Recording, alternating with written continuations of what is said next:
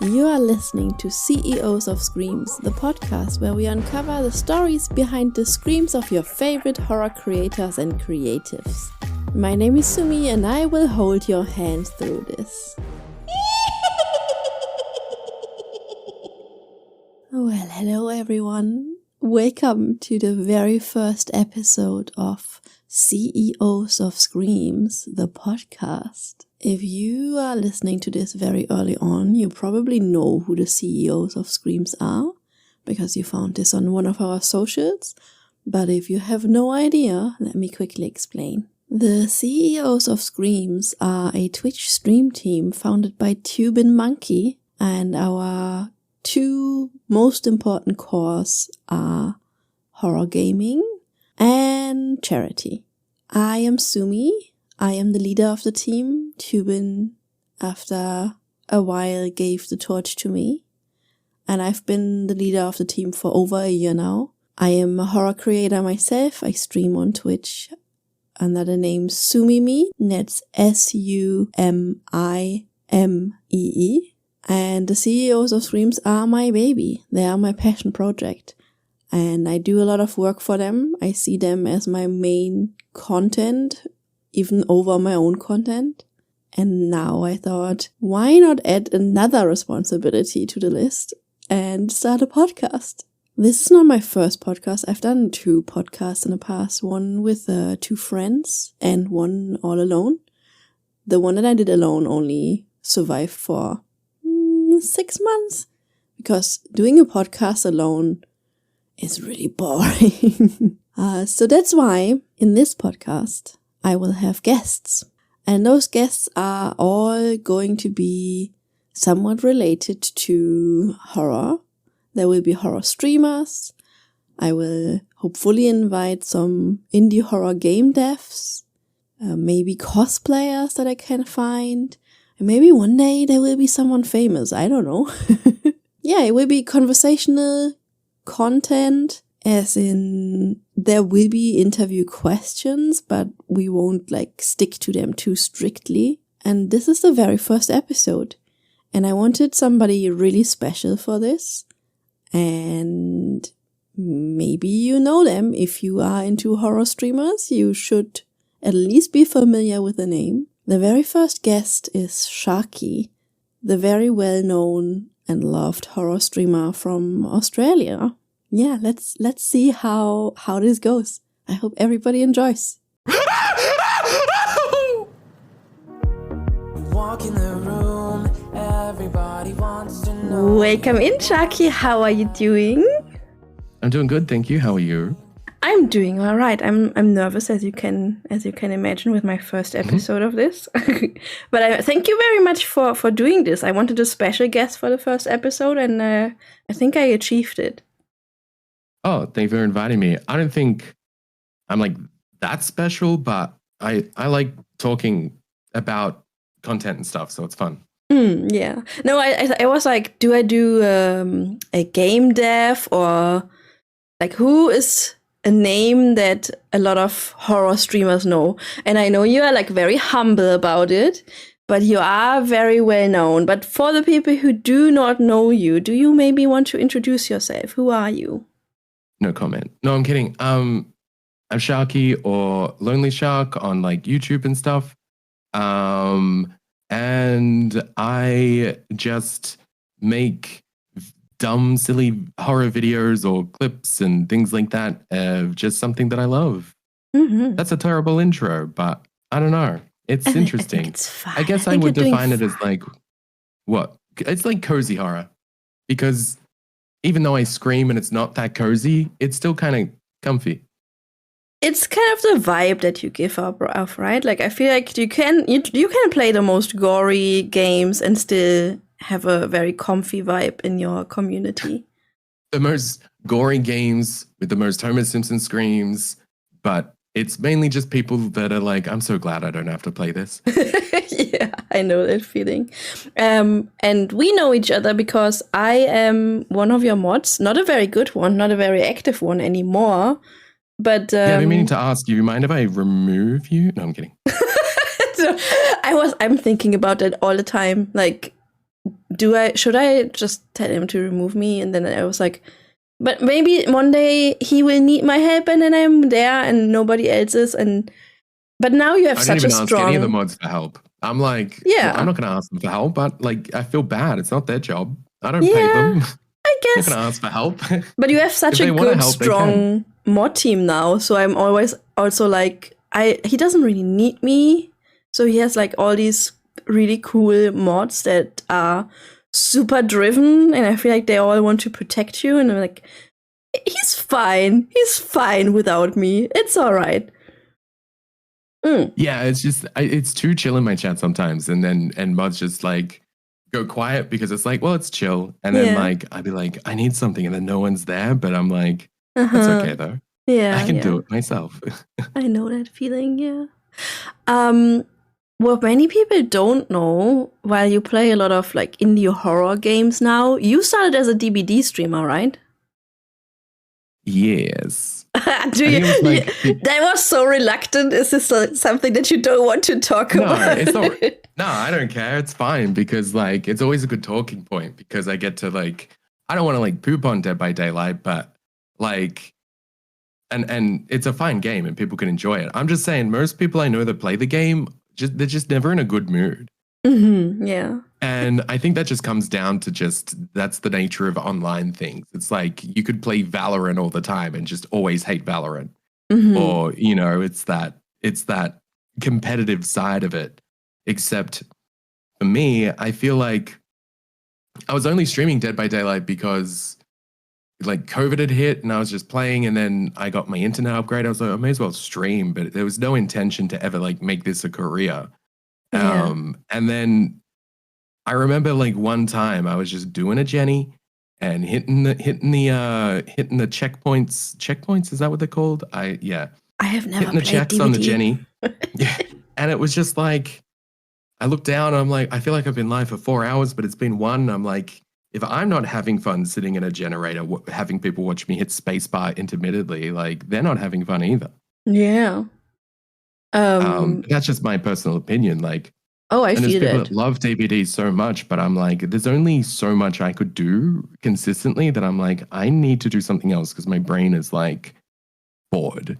Yeah, and I feel like what you described is also something that happens when people lock themselves into a category of games. Like everybody followed you because you are this DBD streamer, and then you don't play DBD anymore, and then all the people who came because of it are suddenly not interested in you, and that's just like such a devastating feeling. I must imagine.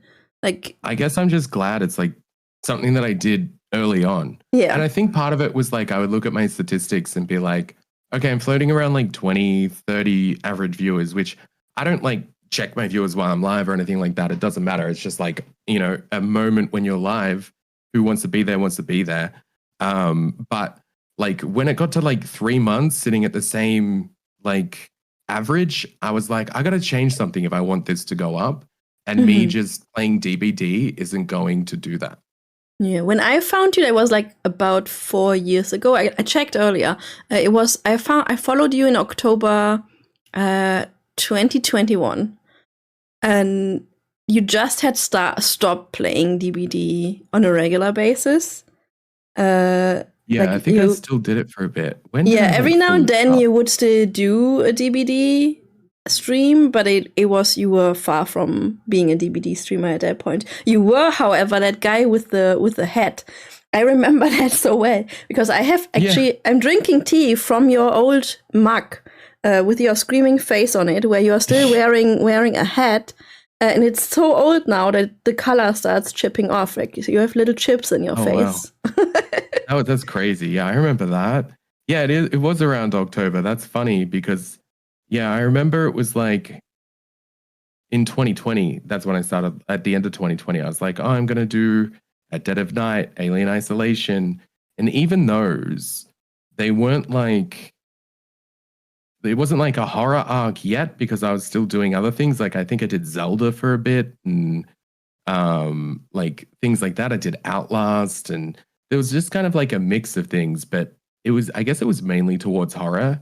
I don't know which whenever I did From the Darkness, like which was like the best horror game ever. Well, I think it was the best horror game because it was like the first one that I did live, and I'd never really played horror games like that before because they're too scary. Like I bought Alien Isolation when it came out, and I never played it past 5 minutes because it was too scary. Yeah, my partner actually stopped after like that was back in a time where I also was too scared to play horror games, and I made my partner play all the horror games for me. And he was, after 30 minutes, he stopped and never picked up the game again because he was so scared of that game. Yeah. And like, that's it. The only time I think it's almost like stream is the excuse to be able to play those games because I would be scared on my own, but if I stream it, I get all the lights on, and also I get a genuine fear reaction, which I'm like, that's like, you know, easy content in a way, at least early on. I'm like, I don't have to do much other than just look like a pansy. Yeah, exactly. Just like, don't cut. Like, did you turn off the screaming filter kind of? Like, there are streamers that get jump scares and there's like a little jump maybe, but they don't really scream. I had like, it was like a switch. Like, okay, I'm just not gonna suppress my screams anymore. But my problem is I also don't suppress them in real life anymore now. So if my partner comes into the kitchen and I didn't hear him coming, I will scream. Oh, no. Yeah. No, mine's completely involuntary. Like if someone snuck up on me or like came up behind me and like jabbed their finger into my side and to tickle me, I would scream like that too. But I can't do it. I can't do it like on command. Like if someone's like, do a Homer scream, I can't do it. Yeah. Like it's weird. That's how I know it comes from like I don't know, somewhere primal. Because when I get my baby hands going, like that thing when babies lose control of their hands, like I get that. Yeah. And I'm like, that's how I know. It's just like it's deep inside me. I can't bring it out. Yeah, I know that. When you raise your hands and like your whole body is not under your control. It's just happening. Yeah. Yeah. I don't know. I'm very jumpy. Do you remember when you locked into horror, when you were like, okay, I'm just not gonna play other games now? No, I don't think so. I think I don't know really. I think I was just finding stuff. I think it was around like seeing what was coming out, and that's when I started to like, you know, try and get game keys and stuff, or like use Keymailer to get keys and all that, and then like just trying to find little ones because I kind of liked, I don't know what it was. I think it was like a lot of the indie horror games you could beat in like a couple of hours, and it was kind of cool to do like 2 or 3 in one stream, and it was like so much more rewarding, and also gave you a lot to talk about if the story was interesting or theories, and then move on to the next one. Yeah. It's nice to I don't like playing long games on stream because I feel like if it's a long story game, people will miss parts of it because they don't catch every stream, and then they kind of lose interest because they haven't gotten the entire story, and then it's hard to follow. And then towards the end, longer games always tend to fall off, so people seem less interested. So I like games that I can finish in either one stream or like maximum of 3 streams. And I feel like that's much more rewarding and feels better. No, I feel that too, because I don't like to do any game longer than one stream because, like you said, even if like they miss the first stream and they come into the second stream, it's like they're probably less likely to come in because they're like, well, I didn't catch the first half anyway, or I got to like catch up on the first half, and like it's just not as fun. And then also, like streaming is just a different mindset. So it's like when you're live, it's like you're connecting on a different level mentally. And then to jump back into a game, it's almost like now I've got to jump back in mentally with this game as well, while I'm also like jumping in mentally with like, you know, chat and all that stuff. So it's kind of like doubly exhausting to remember where you were up to and then also be in that same zone. And you kind of sync with that when you jump into a game for the first time. So coming back, it's just a little bit weird. Like I really just like avoid any game that's longer than a stream. I think the only game recently that I did that was longer than a stream. I did it in 2 streams. I did long streams because I was like, I don't want to do a third. But it was also a sponsored stream for Silent Hill F, and I was like, I think it was 2 paid sponsored streams. So I was like, I got to do it in 2 streams because I also don't want to start a game and not finish it. Yeah, I know that feeling. I have started games on stream, but then finished them offline because I felt like nobody was really interested anymore. So I was like, I might as well just finish it on my own time. Interesting. Yeah, I think I don't even play games. Well, that's a lie. I didn't play games on my own in my own free time anymore because I always did them live until like people started gifting me games like Mega Bonk and stuff, and then I just started like becoming addicted to these like games that I'm like, oh man, it's so fun to play a game for myself again. Like I forgot what this is like. Yeah, I know that feeling. It's just like the backlog gets so big at one. I mean, for you probably not because you do longer streams, and I do 1 stream a week in like 3 hours. So there's a gigantic backlog. And then eventually I was just like, okay, I have to start for myself again. And now I can actually slowly play horror games by myself. But usually I feel much more comfortable just like having people in chat with me. It's just like safer feeling. Yeah, there's that like fine line too, because you're like trying to make content or you're trying to make it interesting. And then also there's that need to like feel like you need to talk to chat because it's like comforting, but then also you don't want to put off like people by talking over things all the time, which I do all the time. But it's always a constant like balance. And it's like what you said as well, like with you know, people doing one game and then changing game and then losing half their audience. I guess another thing that like always freaked me out about just sticking to one game is like that whole Phasmo situation when there was the Phasmo controversy, and then everyone that was a Phasmo content creator that just made streams and videos on Phasmo were like apologizing for Phasmo, and I'm like, but you don't work there. Yeah, I'm like, this is weird, but it's like they had to make statements, and I'm like, there's something about the fact that you literally, all you do is like promote the game basically for free. Yeah. And you're apologizing on their behalf for doing something shitty. It just feels really weird when you look at it from like an outsider point of view. Yeah. Not saying that like they shouldn't have done that or anything, because it's like people are like, oh, you're still going to stream this after all this and everything, you know? But if you weren't like in that space, it just feels like there's no other industry where that would be a thing.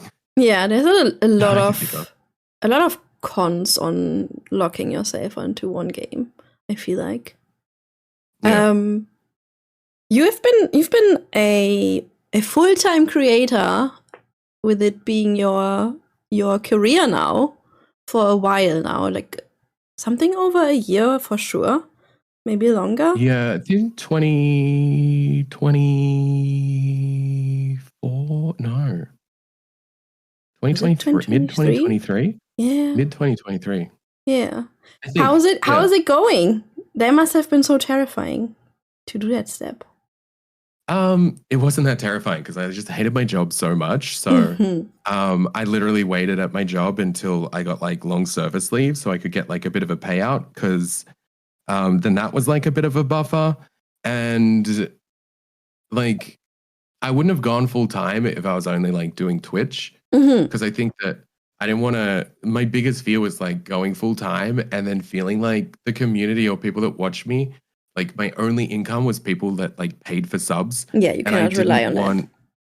Yeah, I don't, and like you can rely on that, but like it's I scary. didn't want to, because I didn't want to be in a situation where like I needed to pay bills or I needed to do things and I have to go live, and I don't want to not manipulate people into feeling bad for me, but I don't want to have to be in this position where I feel at the mercy of like other people, and other people that also are probably like worse off than me too. And then it didn't feel good.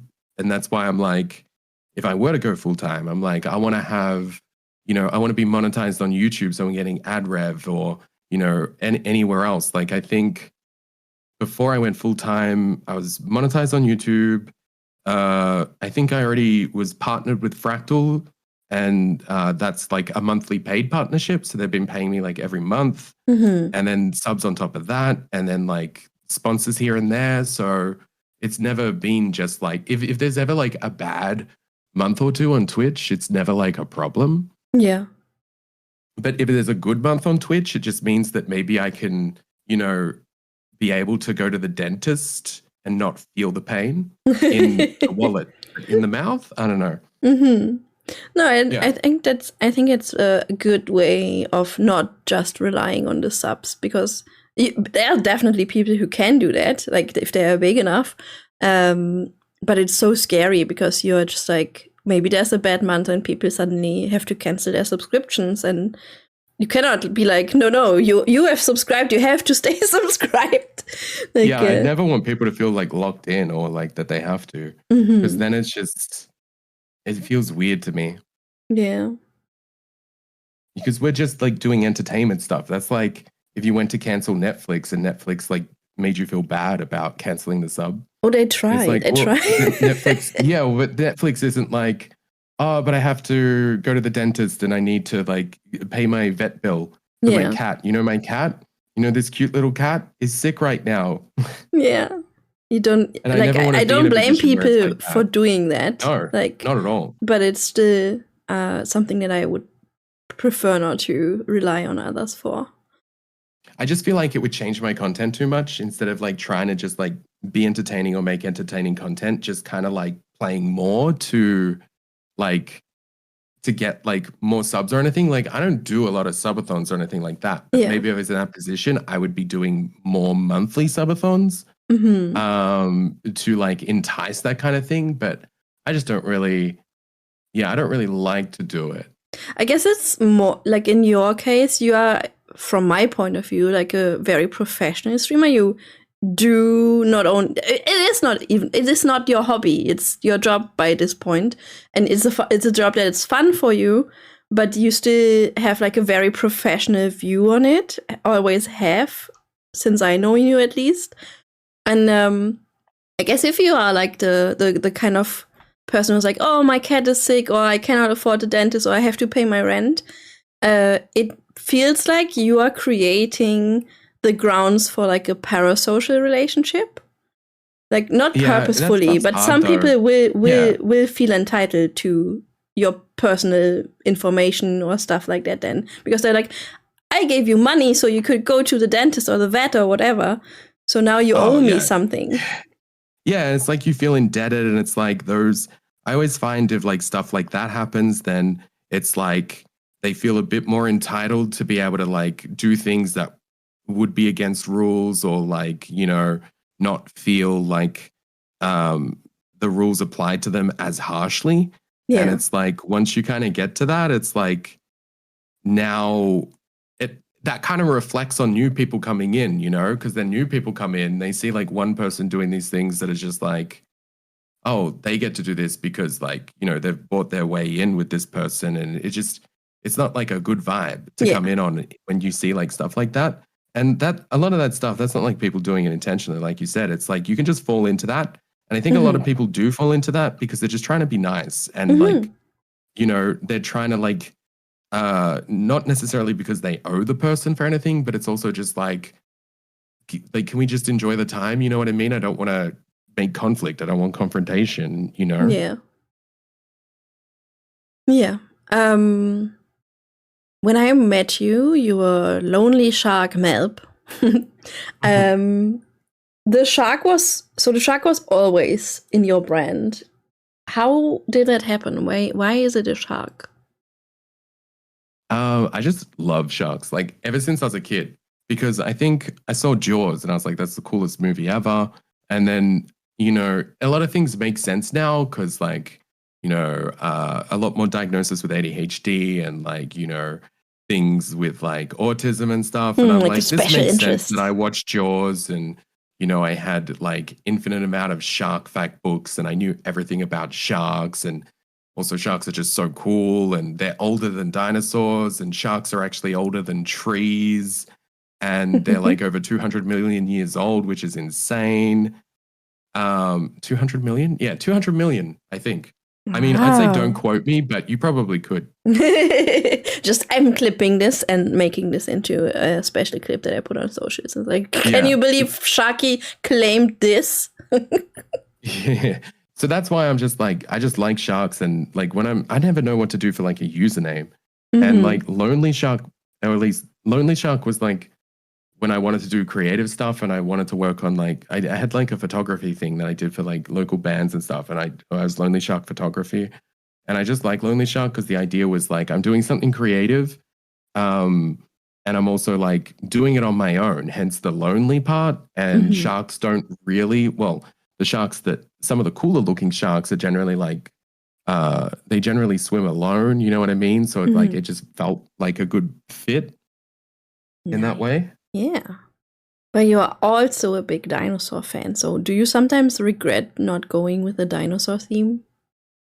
Nah, because it's like, it's too much. Like I'm like, it does feel a bit weird sometimes because I have so much Jurassic Park stuff going on and sound alerts and things like that. But I don't know, Jurassic Park, I love it, but it's also just a movie. Like it's just, I don't want to say it's just a movie, but it's a movie more to me. Like I like dinosaurs and stuff, but I was probably more obsessed with dinosaurs when I was little. And I think my love for dinosaurs definitely just stems from Jurassic Park, which again is a movie. And I feel like tying myself to just being like identity of dinosaurs ties back to Jurassic Park. And then it's like, well, now this is like the equivalent of just like streaming one game. I'm just like the identity of one movie that I really liked.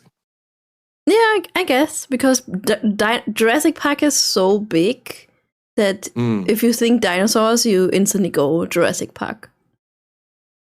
Exactly. Yeah. And as my friend said to me one time, Jurassic Park fans suffer the most than any other fandom generally. Why is that? Oh, lots of reasons. It's just that, I mean, the movies aren't very consistent, and we also don't get a lot of stuff. I remember when I was a kid, I was like, there was just never anything like Jurassic Park branded, but everyone got their Star Wars shit. I'm like, oh, that's fine. Yeah, I guess. Yeah, the movies are very... These days, though, if you go in anywhere, there's so much kid stuff for like the Jurassic Park stuff. I saw, you know what? It doesn't matter. Okay, no, I'm going to say it. I saw like this toy that's made for 4-year-olds. All right. And it has the original Jurassic Park branding on it with like the green, and it's like very iconic. And I'm just looking at it thinking, what's the deal here? I'm like, why is this not Jurassic World branded? Why are they branding something Jurassic Park when they're explicitly trying to push the World franchise as the main thing forward for kids? But they're putting Park on this thing. And then I was like, maybe because this thing doesn't sell very well. So if they put the Park branding, the dads that love that movie will see that and be like, we're getting him this one because it's got the original branding and it'll probably sell better. The 4-year-old's not going to know the difference. But I'm like, why are the 4-year-olds getting Jurassic Park branded and all the adult stuff is still World branded? What's going on? I love that. Yeah. I was not the biggest fan of Jurassic World, so I do get your rant. But I'm a big defender of Jurassic Park 3. I love Jurassic Park 3. I will say it has merits later. Like it has merits in hindsight, but I think for me, like the whole love of it is just this whole mysterious company doing like dodgy shit. And I'm just like, I love the lore of that, you know, the bioengineering and the Umbrella Corporation stuff. And I'm like, yeah, I was obsessed with Resident Evil for the longest time as well. And I think it ties back to that whole secret corporation doing shady shit. And I just like that as a theory. I'm like, just give us a series or a movie that's like low budget, stripped back. Maybe it's set in the 90s in an InGen office and a raptor escapes and it's the only dinosaur in the movie. And it's like Alien, but set in like a 90s InGen like facility. I liked it. You've got like the scientists, you've got the comic relief accountant or like the HR guy, and they're just like freaking out because they're like, what is going on in this facility? I'm like, that'd be such a sick movie, and they could touch on lore. It sounds like you need to make a movie, Sharkie. Nah. That's a lot of work. It's not. I got into streaming because once you finish streaming, you did the content. You don't have to do anything else. Yeah, because you did do like filming stuff and like as a career before too, right? Yeah, I did like short films and music videos, and those are really cool. But it's just months and months of work, and no one cares about your short film. Yeah. except for you. Must be Yeah, devastating. it's not, I wouldn't say devastating. I'd say the feeling is just like, it's just exhausting when you put like months of effort to make something like the minute details just like perfect. But then it's like, who's going to watch this? No one. Yeah. Mm. So I scratched on this before, like your very professional attitude, and you're just definitely someone that I look up to. Like you have this very no drama thing in everything you do. Not only because you don't create drama, but also you distance yourself if there's drama with people that you knew before, or even your stream team that's split up is like a very drama-free zone. So if there's like you don't want to be involved with drama, and there's a lot of drama on Twitch. Is that like something that you consciously decided on, or is this just you as a person? I think it's just me as a person, but also like it's just a waste of time and energy because like I don't understand. I mean, I don't understand. Maybe I'm introverted as well, but I think I mean, sometimes you just can't avoid things like drama, but you can always make things worse. And you know, I think sometimes drama can develop out of misunderstandings and people taking things the wrong way, which then, you know, people have like maybe an ego or pride about something, and then, you know, they want to speak up and then it becomes a drama. But it's like, yeah, I don't know. I just rather let things go or move on. Or my ultimate thing is like, if there's ever like any kind of like anything, is like, you know what? I'm shutting it off and I'm just going to like put that energy into like making something for myself.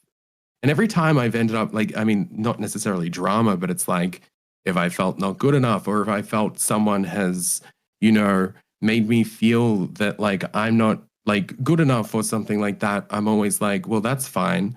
I'm not going to go and like, you know, let that fester. I'm going to take like that energy and just like make a really good short, or I'm going to like make something really freaking cool that like, if it does well, it's kind of like I will show them that I'm good rather than complain about them saying that I'm not good. Yeah. So then I'm letting it like the work talk, and like you tend to get that energy where you produce your best work when, you know, you're feeling like those kind of negative emotions, and it's almost like taking those negative emotions and putting them into the work and then creating something that you probably wouldn't have created if you didn't have that drive. It reminds me of two things. Like there's the let them. There's this philosophy of like if they talk shit about you, or if they think it's right to criticize you for something, you cannot change it anyway. So the mindset is just let them.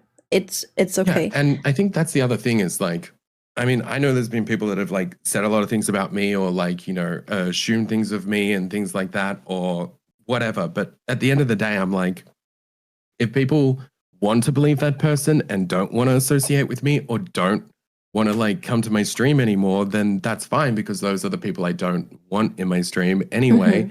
And my other point is that if people did hear something like that about me, I'm like, well, it's up to they like, I'm, you know, they can see me live whenever they, you know, will see me around. It's just kind of like, they'll know who I am.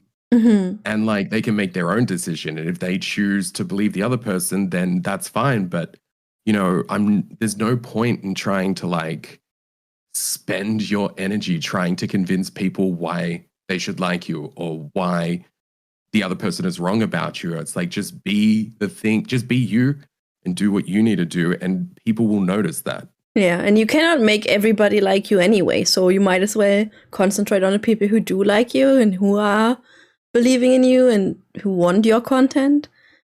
But also I think most of us are sometimes guilty of like a friend tells you something about somebody and then you just believe it, or you just like, you know, like I've been banned by people because somebody talked about me, and I know I cannot do anything, so I won't be like, hey, why did you ban me? It's just like, I know somebody told them something and they accepted that as their truth, But I think we all do that sometimes.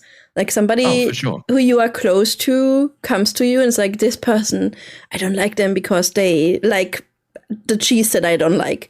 And you're like, I've had a lot of people do yeah. that to me where they're like, you need to ban this person because of this reason. But I never just kind of like take it like, first off, even if like I do trust that person, I'm just kind of like, but what's the whole story here? You know what I mean? Because I mean, that's just always how it is. And I'm not saying like I don't believe people if they tell me things, but I mean more like if someone came to me and said, you know, like this person in this chat did this, and they don't like necessarily have the proof for it, but it feels like a bit. You can always tell when something feels a bit like iffy because it's kind of like you're going to a lot of effort to like go around and message people like about something that necessarily most of the time isn't even like a big deal to that person. And I'm like, so like, what's your reasoning for like wanting to go around and like spread this stuff? Yeah. Like that makes me think. I just try and look at every situation from like aliens looking down at Earth and seeing the world and being like, why are they doing that for? That's dumb. Yeah. Like it's like a fine line. Why are they fighting each other? Don't they know they live on the same planet? Like this makes no sense to me. Yeah. You know, so I always try and have like I guess it's a mindful approach, and that's a sort of the same thing because you'll hear things and there'll be a part of you that wants to react in a certain way. But it's like meditation in the mindful sense where it's like you can sort of meditate or do practice mindfulness, and it's all about like training your brain to like, if there was like a monkey in your brain, it was jumping around and you're trying to like, do some mindfulness and you start thinking about something, that doesn't mean you're failing at meditation or mindfulness. It just means that you realize that your mind has gone somewhere. So you need to pull it back. And every time you pull it back, you're training your brain to become stronger, to keep it there over a period of time, which is what results in the mindfulness and the meditation. And that's sort of the same thing when you hear like negative things in the space or things like that. It's just kind of like, it's very easy to react in a certain way, but also like having that mindfulness to be like, okay, center myself back, like, and just kind of being like, not letting it overtake your decisions. Yeah, I think it's just like a fine line because you want to protect the people in your community, but you also don't want to blindly remove and ban people left and right just because somebody doesn't get along with them. It's also like when someone's like, you need to remove this person, but like they've never been in my chat, they don't even follow. I'm just like, it's like, okay. For me, as the leader of CEOs, I have this fine line of, I have a list of people that I will not invite to the team because others in my team have problems with them. And it's not because I don't want these people in my team, but the other ones are in my team already. So by inviting the people that they don't get along with, I would just create a cause for friction. So there could be people on this list where I'm like, this is a great creator and I want them around. But this other great creator that is already on a team has a very, very intense feud with them. So I'd rather not create this ground for drama. Is that kind of annoying though? Because it's like you want to get the team to have like a good collection of people, but then how big does the team get before it's like, now we can't invite anyone because there's one person on the team somewhere that has an issue with someone somewhere. Yeah, sometimes I also don't know about the issues, right? That's fine then. Yeah. That's like the decision of the people who tell me, but I want to cap the team at 100 people anyway. So there are enough cool creators that I'm like, oh, that's kind of sad that I cannot invite this person. There are not that many where I'm like, oh, I would had not intended to invite this person anyway. So, but there's like one or two where I'm like, I like this person, I like their streams, I still frequent them and I still support them. I will just not invite them to the team because I know there will be friction that I don't necessarily need. And then there's also, sorry. Yeah. Go ahead. Oh, no, I was just saying, I find it's just kind of like, it's interesting because it's like, if I was like to look at it in tiers, it's like tier one of like being a content creator is like, tier one is like, I'm starting out and I have a small community, but then it becomes, by community, I mean, you have other streamers that you watch and they watch you, and it becomes this like thing that becomes harder to break out of when you're trying to like grow and put in effort to things. And that means you can't visit everyone's stream, and then they start having negative feelings towards you because they can't come, because you don't come to their streams. So they want to stop supporting you. And then people get caught in this loop of feeling like they, can't grow now because they don't have this like support from like these other communities. But like, that's sort of like the hard thing to break out. It's because you don't want all your viewers to be people that you watch and support each other. You want people to come and watch you because they like the content or it's entertaining. And then as soon as you start doing well, people will like start to pull you down or like, talk shit about you or whatever, because like that's the only thing that they can do in response to that. And so you get things where it's like, oh, I can't believe they wore a maid outfit on stream when I did that last year. Like they're copying me. And it's like, dude, you ain't the first person to wear a maid costume on Twitch, okay? Relax. Yeah. It's like, it's not that original, bro. Yeah, and then I feel like there's like tier 2 would be like, oh, there's like a community or a team or like something like that, like sort of the situation with what you were saying, where it's like, now there's conflict between these like people, and it's hard to make everyone get along. Like even if two people are on the same team. Oh yeah. It's like, it'd be cool if they could both be there, but they just stay out of each other's way on a professional level. Yeah. And I feel like that's a hard thing to get through. And then tier 3, I think is a good example, is like, for example, when I, was going with signing with my manager and stuff, and he was like, do you have a list of people that you wouldn't want to work with?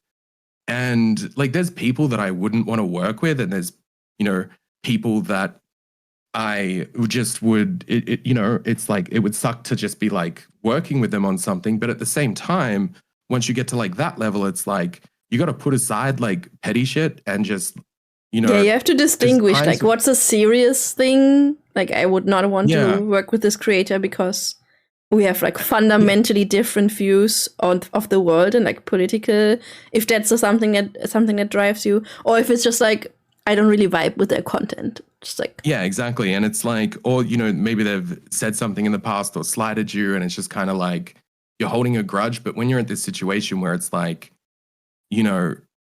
people might not want to work together, but if you're doing work and you're organizing something and it's this event and people are a part of it, then, I can put aside that and like be friendly or whatever, but also not be intentionally mean or not like, treat them like, just kind of not treat them like I'm looking down on them or anything like that. It's just kind of like, I think I'm just a very conversational person once like we start talking, whereas I have a lot of social anxiety. So like, I probably seem rude at the start, but like if someone starts talking to me, I'm a good talker.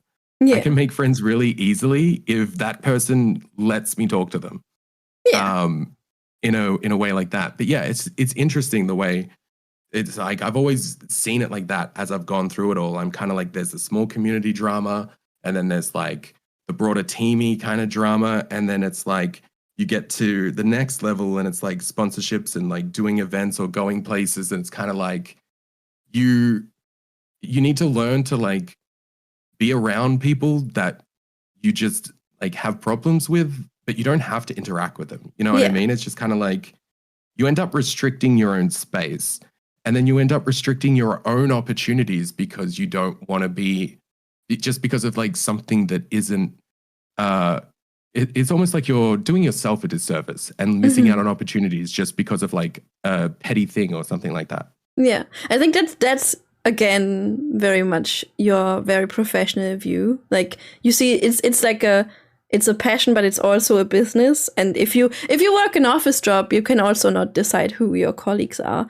It is a privilege that you kind of, it's like co-workers, And at the same time, I'm not going to go, even if like I didn't like a person, I'm not going to go and like, to other creators or something and like talk crap about them, because I just feel like at this point, like there's no point.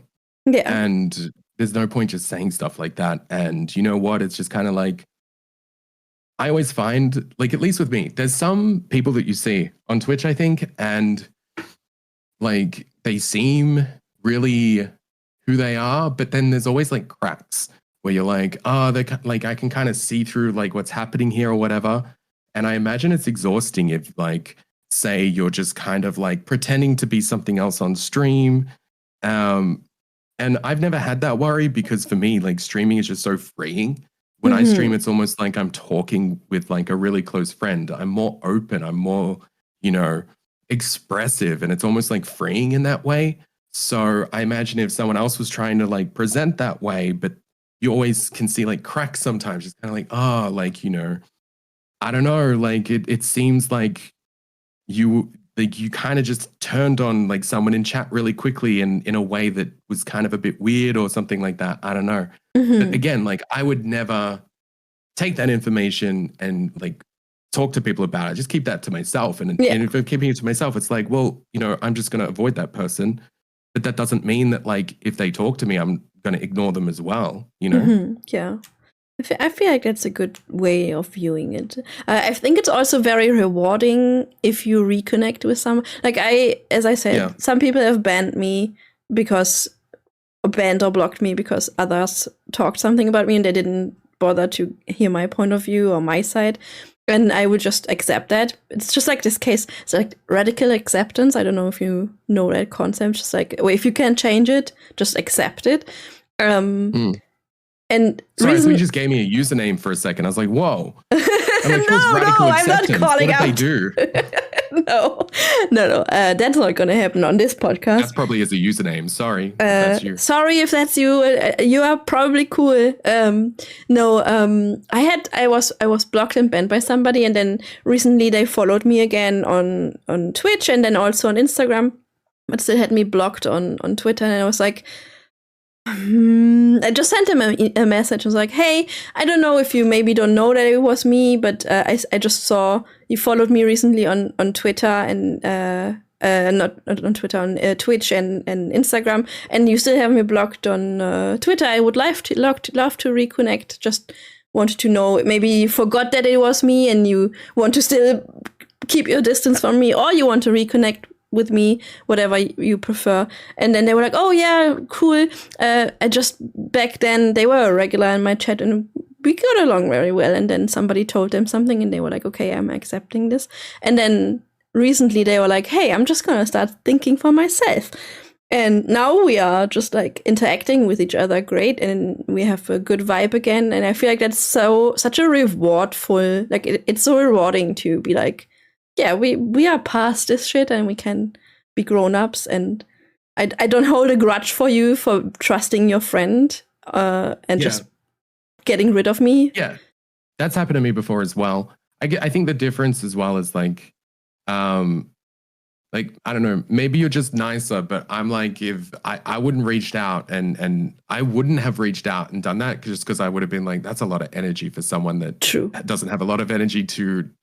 Even like messaging, I find just socially draining sometimes, and I feel bad. But yeah, I know you must have a backlog of DMs. Yeah, and it's just because it's just like, I don't know. Sometimes you just got to be in the right mental state to reply, or you finish stream and there's like some messages. I'm just kind of like tomorrow, and then I forget, and then people I think will assume I'm just like ignoring them, but I'm like, I'm not ignoring you. It's just like in real life, but I'm like, if you just message me again. Like, I wouldn't be mad that you messaged me again, but I totally understand what it feels weird to message me again, because if I message someone and they didn't reply, I wouldn't message them again. Oh, yeah. But I think that's how you find like the good people in your life, is like you kind of connect in the same ways because you're both that kind of person. And I think it's very much an ADHD thing. Yeah, I agree. I have been recently connecting with a friend who is part of CEOs. And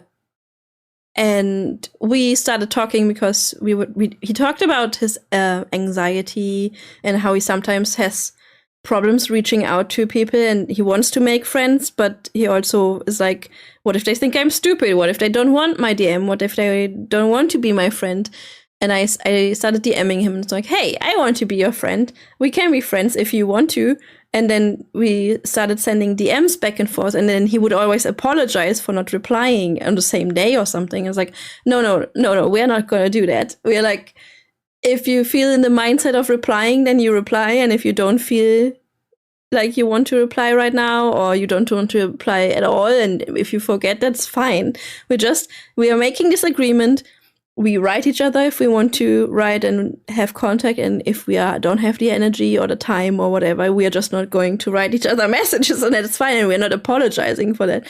And that's going really well. So I feel like you have to find people who understand that. Yeah, and like that whole feeling of like not gonna feel accepted or feeling like you don't fit in, that never goes away. Yeah. So, yeah. You just gotta, it's like you gotta learn to deal with it. I learned like that, like, you know, you can, like, it's like if you have to talk on stage, it's like, it's very nerve-wracking and you can think of like a million ways you're gonna screw it up. Or you can just focus on how you're gonna do a good job and practice, and you'll end up doing really well because you just focused on that and practicing. Whereas it's like, you know, if you think too much about how you're going to screw up, you're going to screw up. And then you're going to be like, well, I'm not going to do that again. Yeah, correct. You editing? What's going on? I'm putting a question further behind because I definitely want to get to that. No, it's okay. We can go through them. I got time. Yeah, I was just, it would be like a topic jump, but it would be very on brand for the ADHD talk, because I do want to know if there's an indie game recently that you really, really loved, and and actually this question says if there's something that blew the mark, but I know you're not a trash talker. You don't like to talk trash about games, even if you didn't enjoy them as much. So let's just scratch this part and just talk about. I will say that anything that doesn't, you know, anything that did miss the mark, it's like, it's probably just like something that was completely broken. And I don't know, I have been angry about some stuff, but I guess like, even if a game is like super crappy, there's still some joy you can find in it. Anyway, sorry. Yeah, so that's playable, me. Like, it's good. Yeah, it's like I don't play anomaly games because they bore me. But that doesn't mean that anomaly games are bad. It just means that they are not for me. Like, there are people who thrive streaming and playing anomaly games, and more power to them. But yeah, the only time I do anomaly now is like when it has to have something more to it other than just anomaly. There like needs to be another mechanic to it that makes it fun. Yeah, because when it started with, like, I think it was observation duty, you did enjoy doing it on stream because you could play it with your community, right? Yeah, it was pretty new, and the chat could guess with you, like, the chair wasn't turned that way, and it's like, it was fun that way. But yeah, now there are so many, but we have trends like that all the time, like anomaly games, walking sims for the longest time, and I feel like walking sims will never 100% go away because people just love them. It's so easy to make. Yeah. I think that's the good thing is like, okay, I don't know if this sounds that profound, but I always feel like that we're at this stage now where making video games is the equivalent of like anyone can pick up a paintbrush and, you know, paint a painting. So it's like no longer this inaccessible thing to express yourself through making a game. It's almost as accessible as most other art forms, not discounting the fact that obviously you need a computer and it's still expensive to get that stuff. But generally it's like you can, if you wanted to make a game and you had a computer that was good enough, you could learn and make a game.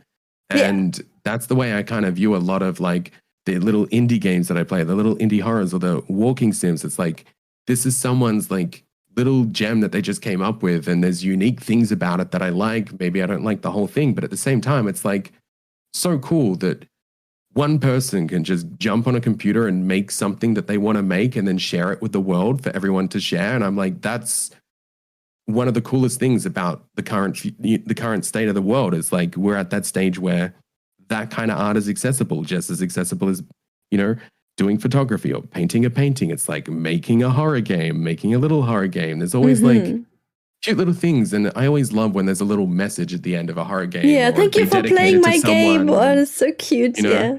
And it's like you're playing something so personal to someone, but it's so accessible to everyone. Mm-hmm. And it's like that makes it like all the more reason to not crap on somebody, because somebody put love and labor into that, and maybe it didn't work out well. There will be some games where I'm like, this is straight up a scam. Like, I'm sorry. Yeah, for sure. Like I don't believe there was that much love put into this, but yeah. Yeah. Was there like an indie game recently that you were like super blown away, or even like a demo from Next Fest? Yeah. I think so. There's been some really good ones. Like this year I really liked Ludo was really good. I really, really, really liked Ludo. Mm-hmm. Because it was just so profound in its story, and the way that it presented everything was really cool. I say really cool, like, yeah, it was really cool. But you know what I mean? It was just like innovative. Very creative. Yeah. And like kind of just anything that kind of surprises me. I think recently one that was like really was just incredible was, I think, Eclipsium. Was that the pixely one? Like the... Yeah, there's a pixely one with the... I don't know if you played it, but you go through the pictures at the end and stuff, and there's like, I don't know, it's pixely, and the soundtrack is amazing. Mm-hmm. And I was just like, damn, that was so good. I can't believe, like, you just find these games sometimes, and then no one, even games like that, which I would say had, like, a lot of people knew about it, but still it wasn't mainstream. Mm-hmm. It's like so hard for these games that would get the same recognition as like bigger games if they just had the marketing budget or the publisher to like help with that. Yeah. It's like you look at like mouthwashing and how I would say mouthwashing hit mainstream. Yeah. Like that's an indie game that hit the mainstream. And then there was like so many trends on TikTok around it and stuff like that. Mm-hmm. And it's like mouthwashing was a really good game. I really liked it. But like I have played I've played so many games just as good or better than mouthwashing that only got like 10 reviews. Yeah. And you wonder how that happened, right? Like mouthwashing was very small. When I played it not many people had known it at a point. But then how it's so big, there are so many reviews on Steam, and everybody knows mouthwashing. And it was my favorite last year. Like I love mouthwashing. But yeah, there are loads of indie horror games that are this quality. I was kind of surprised because I knew it was good, but like I didn't think it was like mainstream. Everybody knows about it. Like good. It felt like just like other games that I had played. Yeah. That were like just as good. But I mean, I'm glad that it hit that level because it was cool that people got to see that. But then I think a lot of people that know about it and see that, they kind of think it's a anomaly kind of thing that happens. But it's like, no, there's like games like that. You just got to dig. Yeah, you have to dig for the gems for sure. Yeah. Like, I did the demo that was really good. I was kind of like iffy on the new Chiller's Art game, the fishing one. Yeah. And I was like, oh, this is weird and not like Chillers at all. And then the further I got, I'm like, this is like kind of incredible. And the gameplay is so much fun. I have only played the demo a little bit. And everybody in chat was like, that is so weird. Why is this horror? And I'm like, dude, did you see that gigantic fish that were swimming there earlier? I haven't finished the demo yet. But I was like, that's terrifying for me. Yeah, don't spoil it. How close have you been to the big fish? Not very close. But I have megalophobia. So for me, this is horror as good as it comes. See the bottom of the water. Yeah. It's like I think it's scary, and I will definitely play it when it's not out yet, right? It was just a demo so far. I think it was just the demo. Yeah, I will definitely play the game when it comes out, and even if everybody in chat is like, that is not a horror game, I'm like, trust the process. Quickly. Trust the process. Yeah. It's Chiller's Art. Come on. Yeah. There will be something. So just be patient. Did you play Sleep Awake, the demo of Sleep Awake? Yeah, I did. Did you enjoy that? That was really good. Yeah. It reminded me a bit of that other game. Oh my God, that was another really good game. Karma the Dark World. It reminded I me a lot haven't of played Arma it the Dark yet. World. I have to Yeah, play that still. that was cool. But I also, I'm a, what's it called? Oh God, official content creator with Bloomhouse Games now. So they sent me like a thing with like a bunch of stickers for games, and Sleep Awake was in there. And I tried the demo as well, and that was really cool. I like it. It's almost that those games, they're like these indie games, but they're like very drawing the line between like a AAA cinematic game, you know? And then it's like when you try and tell people, Outlast was an indie game. It's like, what do you mean it's an indie game? It sold like everybody's played it. I'm like, now that doesn't mean that but it's like just because like, you know, 1 million people made it doesn't automatically change the fact that it was like made as an indie game. Yeah. It's like, guys, we've officially sold 1 million copies. We need to add 80 names to the credits now, please. Yeah, it is still like a small team, like, and there was not a lot of budget behind. So that's actually Outlast. It did, like, Sleep Awake, the demo did remind me of Outlast because it was like this gritty, disgusting world. It's like has a lot of lore, and I feel like that's interesting though, because I would say it was a beautiful world. It was not pretty, but it was beautiful. I think that's why you should play Karma the Dark World. I will. I have to play it because I'm in the jury for Horror Game Awards, and I definitely want to have played it because I feel like it's one of the games that have a good chance for me to be the one that I will vote best horror game, just because of the little things that I do know. So I will play it, but I will play it off stream because it's one of those games that are a little bit too long for streaming once a week, 3 hours. Yeah, that's fair. Yeah, I definitely think it'd be really good as a single playthrough. But I think it's pretty good. I really liked it. That's what reminded me Sleep Awake. Very same in like visual style. Yeah, I'm excited. I'm excited to play it. Yeah, I feel like that goes along with you being professional, but you also are known as very kind. Like everybody that I talk to is like, oh, I love Sharkie.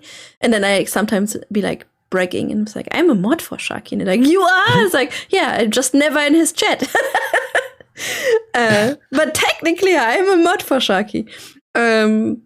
So I just get stressed out about it because I'm like, yeah, I'd like to be kind to everyone and everything, but sometimes I feel like there's a lot to like focus on, and then it ends up just being like, I don't want people to think that I'm like ignoring them or like, you know, I'm ignoring them because I don't think they're good enough or anything. I'm literally just like distracted half the time, or I struggle to keep up with everything.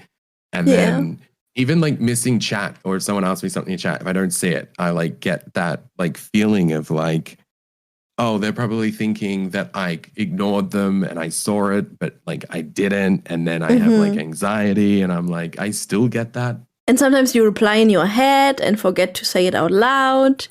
That's something that I do a lot. It's like, oh, you said this thing like 20 minutes ago and I didn't reply, but I did read it. So I can say, maybe that helps you, maybe that makes it worse for you, but as somebody who has been in your chat for a lot of years now, I know that you struggle with keeping up, and now you are at a size where chat is so busy that nobody can blame you for not reading every single message. Sometimes it's not even that busy. Like most people, you miss stuff. Are like always lurking, but I think that gave me that mindset of like, even if there's like a few people talking, I can't let those few people just like have like make it be like a one-on-one conversation, because I'm realizing that there's like people watching that don't want to chat, but it's like I need to be responding to people in a way that makes everybody watching feel included, or else it feels like you awkward. don't want a one-on-one. Yeah, it's always very busy at the start, but it's I think part of the reason it does get quieter is because I can't read everything, and then people think, you know, what's the point in typing? But then it's like, how do you get to that next level? You can't have a community like kind of like that and move into a mind hive without it becoming like something completely else. And that's why you see a lot of streamers like kind of top out around 100, 200 viewers, 300 viewers even. And it's kind of like really hard to get to like that next level of like, you think of like a queso, right? Where it's like, he doesn't need to respond to everyone in chat, but everyone in chat is a hive mind. And it's like that's a really hard thing to jump to, because I feel like I could have sort of jumped onto that when I was doing really well on YouTube with like the faith shorts and things like that, because it was getting like, 10 million views a month or something. And I got like 100,000 subs in like a month.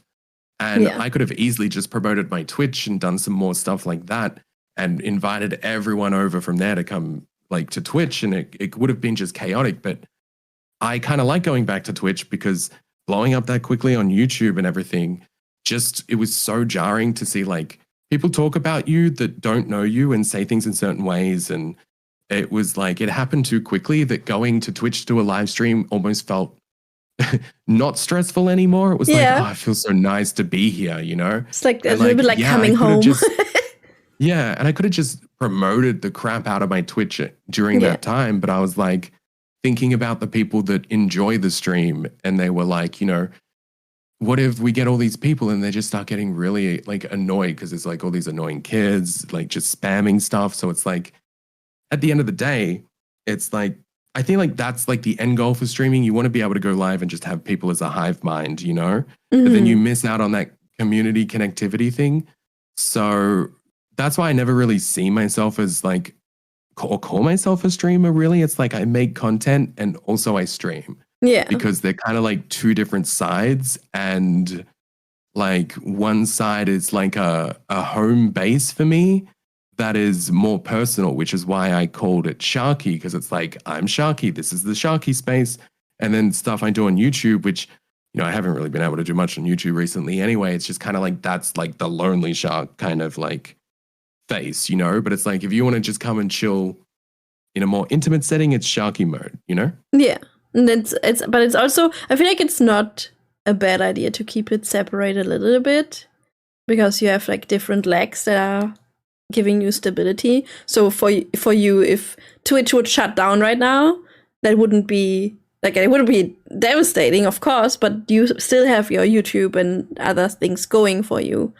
And I think it's honestly, good to separate if anything, it sounds so bad, but it'd be like if Twitch just like shut down, I'd be like, I guess this gives me an excuse to actually put effort into like the things that I've been wanting to do. Yeah. And make like videos that I've been wanting to make of like high kind of quality stuff, like video essays and explainers and talking about a game that I love as like a video essay on YouTube, but I'm just like, I never have the time. So there's always like, if Twitch were to ever disappear, I'd be like, okay, well, I can still go live on YouTube, but I can also spend extra time just working on like something a little more solid, which is something that always upset me about like just streaming. I was like, yeah, you can put your VOD somewhere or something, but at the end of the day, once you finish going live, you're not there anymore. And like, you're back to zero viewers because you're not live. And it's just like all the fun moments and content and stuff, you're never going to be able to capture it all and put it into something. So I'd be like, at the end of the day, if all I did was this, I would just feel like I would have nothing to show for it, other than just like the memories or the thought that it used to be like a certain way. And I'm like, but I want to put stuff out there that I'm proud of, that I can go back to in like 20 years and be like, that was pretty cool. I did that, Yeah. Speaking of pretty cool things that you did, like what was like one of the highlights since you made this your career? Like what was like an opportunity that you had, or like an event that you went to that was just like, oh my God, this is so fucking cool that I can do this? Oh, I feel like there's a lot and I can't think of any. They're blanking. Does that make sense? Yeah, for there's sure. There's always like things that I'm like, oh, this is so cool that I get to do this. But then also like, I can't think of like a specific thing. Like obviously getting to go to PAX and stuff as a creator is really cool. Going to movie like events is really cool. Getting sponsorships with like brands that you have always wanted to work with is really cool, because I think that's important. Like some people will just take on anything that comes through, but it's just kind of like, you really want to do those things with the things that you use already or that you genuinely love from like ages ago. So then it's like you have that transparent connection that is obvious to like the people that watch you. Because I think that's one thing that people forget is like live streaming is so transparent. Like you have to be honest about things because you can't just, you know, you can't just shit on Call of Duty one day and then do a Call of Duty sponsorship next month. Yeah, people like, will know. Yeah, it's like, you know, or you can't, like for me, it's like I could have done like some paid stuff with like Logitech or something. Mm-hmm. But it was for like a microphone that I don't use and I wouldn't use because my microphone's better. So like it'd be weird if I promoted a microphone that I don't even use. Yeah. Or wouldn't use myself.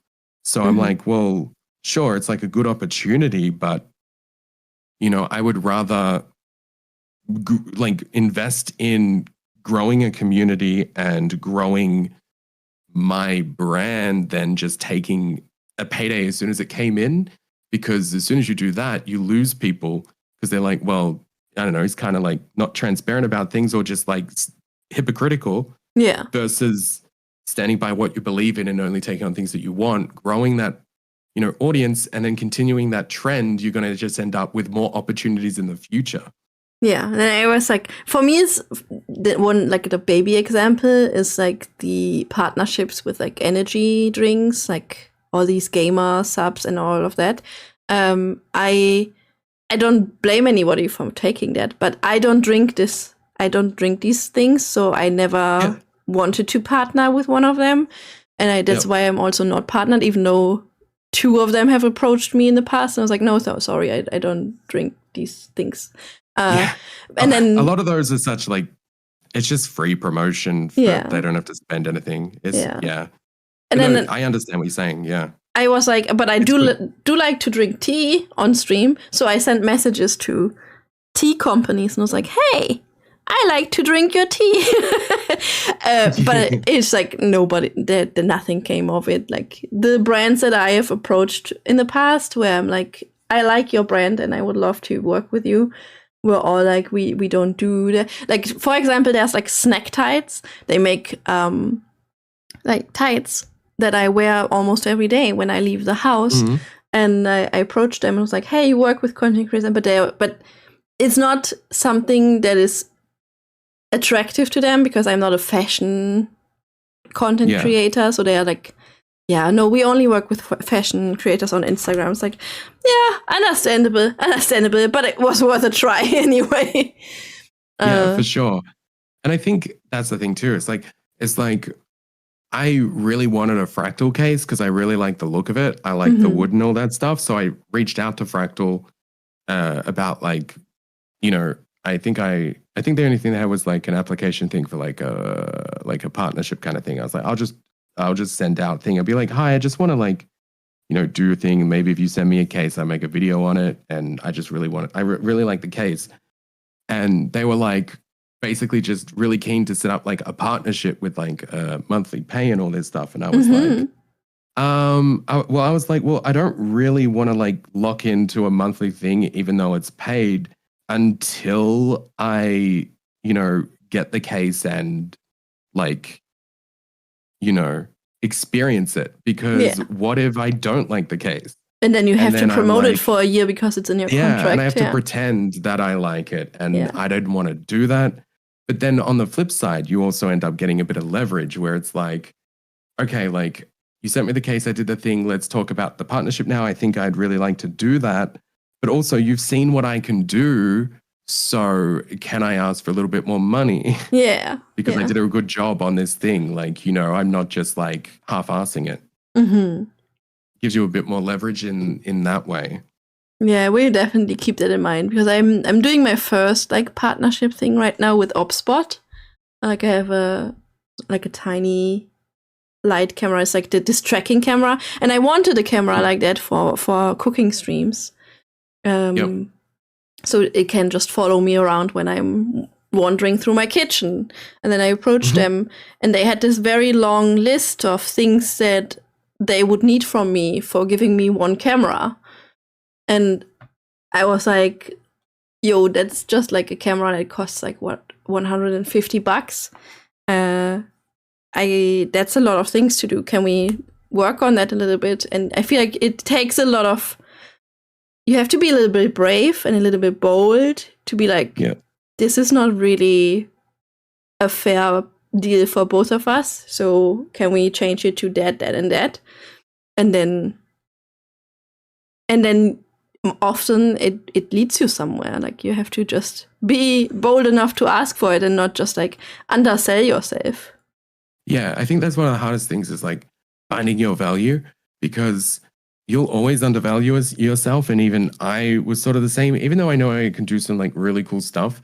It also depends on like how willing the sponsor or brand is to let you like go, like just do what you want with it, you know, and trust you to be able to do something like that. But even then, I remember, I think it was 2024, like mid 2024, I was like just wanting to do more sponsors and stuff. And I had this opportunity come up that was like to do the Glorious keyboards. And like I always really liked the look of Glorious keyboards. And I was like, I really need a new keyboard anyway. So I was like, yeah, let's do it. And obviously they were really cool keyboards. But it was like a 6-month thing. And it was only like they wanted one sponsor stream a month. They wanted a video a month posted on this thing. Like it was a lot of work. And especially because I was going to put a lot of effort into these videos. Mm-hmm. You don't half-ass things. Yeah, I wasn't just going to sit at my desk and be like, this is the Glorious blah, blah, blah, which I have done before. Mm-hmm. But when you got to do 6 videos over 6 months, it's kind of like, what can I do different? Yeah. You know, so it's like I did the mice lined up like with the Mario Kart kind of like thing about like the different things. I just give them like a theme or like, you know, just made them kind of fun and stand out. Mm-hmm. And the thing with that they were saying was like, I think they're going to pay me like 500 AUD a month to do that, which at the time I was like, I feel like that's a little bit undervalued for me. Mm-hmm.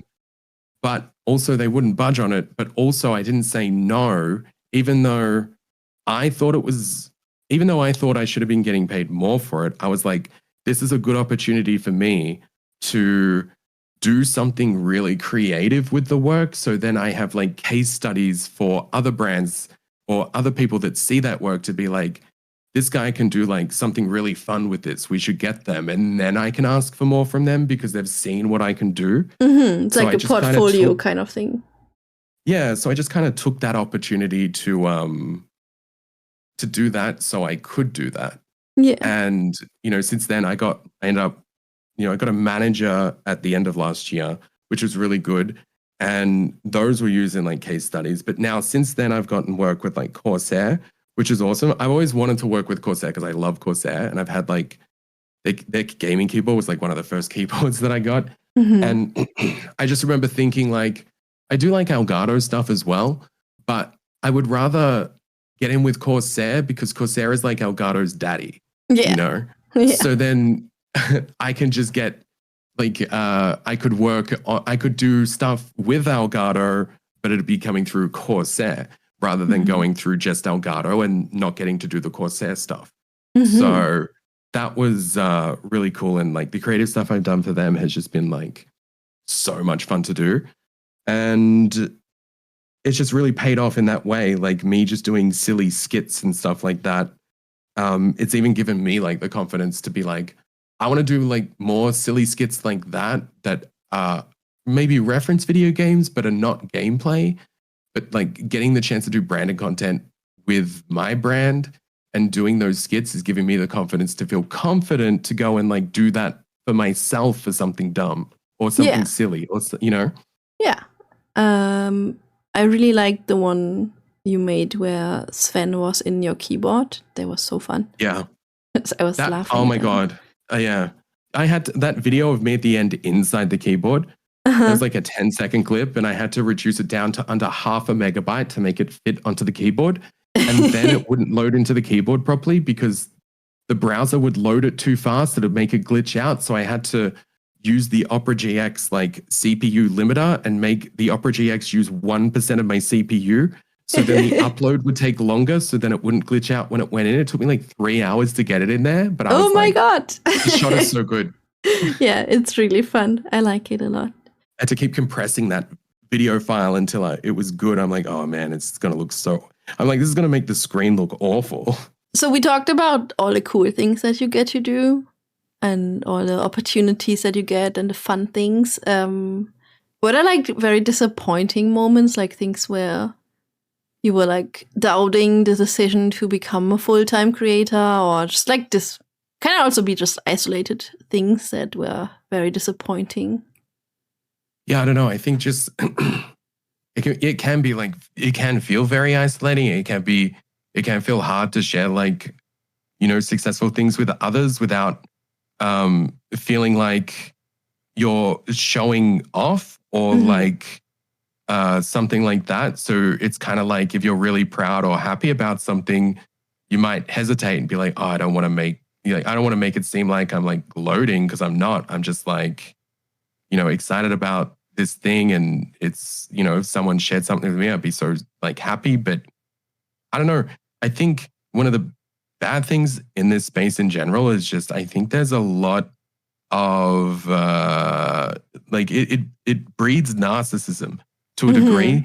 So you end up with a lot of people that you think are good people and then end up like probably not good people, but it's hard to like distinguish that. So you end up kind of like isolating yourself in a way to protect yourself, but then you're isolated again. But yeah, you know what I mean? It's just like, it can feel very lonely in that way. Yeah. But then also I think about how much I hated just like, you know, working for someone else and having a job somewhere else. Yeah. And how miserable that would also make me, and how it's actually cool that I can do what I want to do.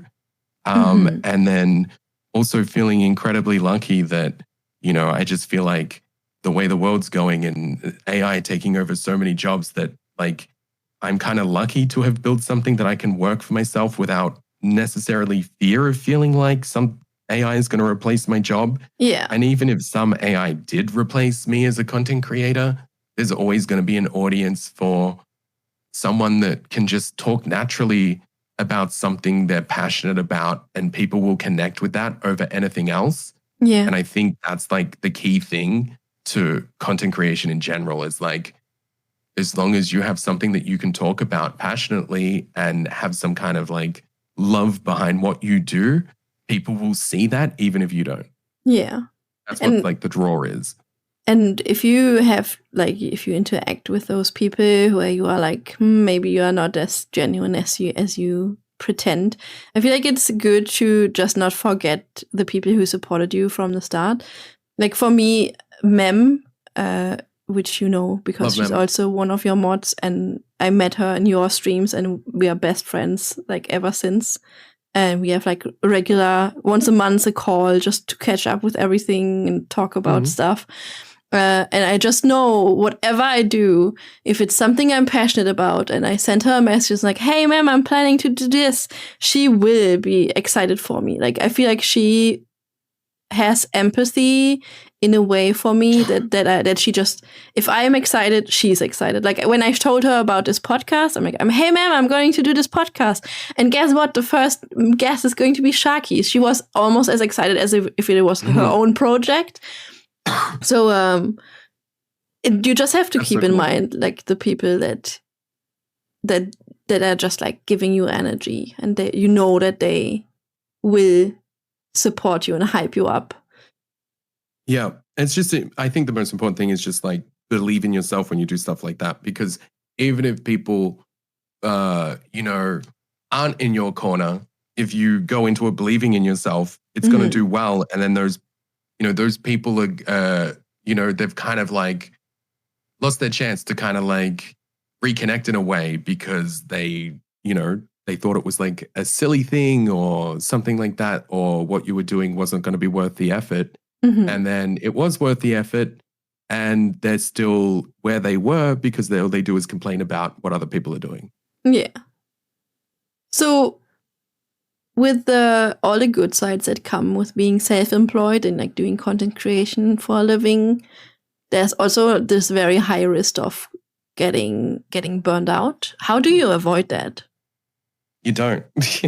I'm always burnt out. The only thing that makes me not burnt out is if I'm doing something that's exciting me. It's just almost like a refuel. Mm-hmm. I'm always burnt out. Like, it's just always like, I think if you do anything enough, you can feel kind of like really tired, but that doesn't mean that like I don't dislike what I do. And like, I still get nervous when I go live. I think if you're going live and you're not feeling nervous about going live, then you probably don't care anymore. And you probably should try and find to do something else, because people can always tell whether you want to be there or not. Yeah. And if you're just kind of like doing it, like for me, it's like I'm burnt out, but I'm burnt out for different reasons. Like I'm burnt out because I'm stressed about something, or I'm burnt out because I really want to work on like, you know, this one creative thing that I want to do, but I have this backlog of admin to do that I need to do just so everything can run smoothly. Yeah. But it's not like something that I want to do. And then you just kind of feel like you can't get anything done because you're just trying to do all the things to maintain the current everything. And it's like, where can I find the room to do this? And then if you do find a room to do this, you forget about something else, and then you feel guilty, or you end up putting something off. And this is like an ADHD thing. You put something off and you put something off and you want to do something, and then you don't do it, and then you just have the guilt. And I feel like that adds to the burnout, because then you're feeling like you can't keep up. So the only thing that you just can't avoid the burnout, I think it's just a part of it. And if you're like trying to avoid the burnout, it's not about avoiding the burnout. I think you need to feel the burnout to know your limits. Yeah. And then from there, you can reassess like your balance. Do you sort of be like, I'm burning out. I need to reassess like my balance of how I'm balancing everything. And I need to decide if something is worth it or not. Yeah, that makes sense. But do you take like, I know you don't like to cancel streams, but do you take rest days every now and then? Like, well, I only stream 3 days a week. So the idea behind that was I stream Monday, Tuesday, and then I have Wednesday, Thursday off, which is like a weekend. And then I stream Friday, and then I have the weekend off, which is like a weekend. So like, and the idea is like that I'm not working on those days off. It's like those 2 days that are like, that's like when I'm like, okay, I need to work on shorts, or I need to work on a sponsor, or I need to work on something creative, or I need to update this, or I need to upload this, or, you know, I'm always working. Even the weekends, I was like, it'd be nice to have the weekend free if I want to see people, you know, or go out.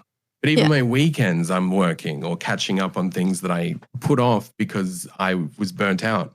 And then I ended up being like, you know, going live on like Friday, and someone's like, are you excited for the long weekend? I'm like, there's a long weekend. Wow. It's a long weekend. And it can feel, I always am, I imagine some people just assume that I'm live 3 days and I must just like the rest you're just chilling. Like 4 days. Like, oh man. Yeah. Maybe if I had $1 million, but yeah, that's like no, and that's the thing. It's just kind of like I do that, but it makes it. The reason also is I used to be live 4 days a week, but I had this like thing because I kind of come from a background in marketing as well, and I always try and think from like the audience point of view, the way everything is sort of perceived. So if I'm live 3 days a week, people are going to be more likely to come in every stream than if I'm live 5 days a week. Because if I'm live 5 days a week, someone will be like, oh, Sharkie's on, but I'll just go in tomorrow because I know he's going to be on tomorrow. But if I'm live 3 days a week, people are more likely to want to come in and see what's going on because they're like, well, he's not going to be live tomorrow, or he's not going to be live until 2 days after that. So I need to go in now and like watch it while I can. It's about, it's like when I did, what is it? The Grassroots ANZ back in the day, the thing through Australia Twitch thing. And it was like, you've got 10 days of like this Grassroots thing. And like everyone would go live every single day. But then I spoke to the staff and I was like, I kind of don't want to go live every day. I just kind of want to go live on my normal days and do them extra well. Yeah. And he's like, it'll always be better to like give 110% when you are than like give 10% over like 10 days. You know what I mean? And I'm like, that's so true. And then That's people miss being there. So then they have a break and then they come back and they're excited that you're back. Yeah. That's when as I said, I only stream once a week now. And that's because I did 2 streams before. Like back in the day, I did 3. And then I reduced it to 2. And then I lost my job and I was like in this very dark place. And I just couldn't get into the mindset of streaming on Tuesdays. So I was like, I'm going to just stream Saturdays. And it's so good because people would think streaming once a week is like too little. I mean, it is too little for some certain goals if you want to hit them, but I don't have those goals in the near future, so I'm fine. And it's just so good for me. Not doing anything because people just they feel like, okay, she's only live once a week, so they are more inclined to try and be there. And it feels really good because I can see that people want to be there when I'm streaming. And it's just like a good feeling. And I don't regret going to just one day a week because I see the people who are there all the time. Exactly, yeah. And like you know, it could be like, oh, what's the point? But then then you're not live at all. Yeah. I also feel like, at least with me, because I've got that schedule as well, it's kind of like almost like my streaming schedule keeps me accountable in general because I'm like, I've got to be somewhere at a certain point on this day. Yeah. You know what I mean? Or I can't do this the night before because I'm going to make sure that I have time to get ready for this the next day. I'm like, I think that was the only thing holding my life together without ADHD medication before COVID was the fact that I had to be at a job at 9 o'clock. Yeah. Yeah, like having this forced routine. Lockdowns came in, my life just fell apart. Yeah. Yeah, I know that. I know that feeling very well. So we are coming to the last batch of questions, actually.